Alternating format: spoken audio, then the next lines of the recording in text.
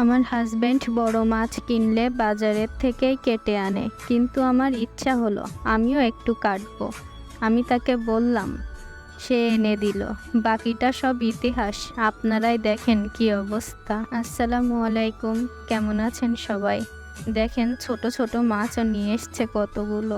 এগুলো কাটতে যেয়ে তো আমার জ্বরই চলে এসছে। সকালে নাস্তা করলাম আলু ভাজি আর রুটি। আমার কিন্তু খুব পছন্দের একটি খাবার, আপনাদের কেমন লাগে বলতে পারেন। খাওয়া দাওয়ার পর বাজার থেকে মাছ কিনে আনলো, তারপর সেটাকে পরিষ্কার করলাম। দেখেন ওরা খাওয়ার জন্য দাঁড়িয়ে আছে, কেমন করছে। অনেক বড় মাছ, আমি কাটতেই পারছিলাম না। প্রথম কাটছি তো খুব অসুবিধা হচ্ছিল। দেখেন পিত্তিটাই গলে গেল। পরে দেখি মাছের পেটে ডিমও হয়েছে একটু। তারপর সুন্দর করে মাছটা ধুয়ে নিয়ে আসলাম, যেহেতু পিত্তিটা গলে গেছিল তো এই জন্য। আমার ব্লগটা কেমন লাগে আপনাদের কাছে আমাকে বলতে পারেন। সাপোর্ট করে পাশে থাকবেন। আল্লাহ হাফেজ।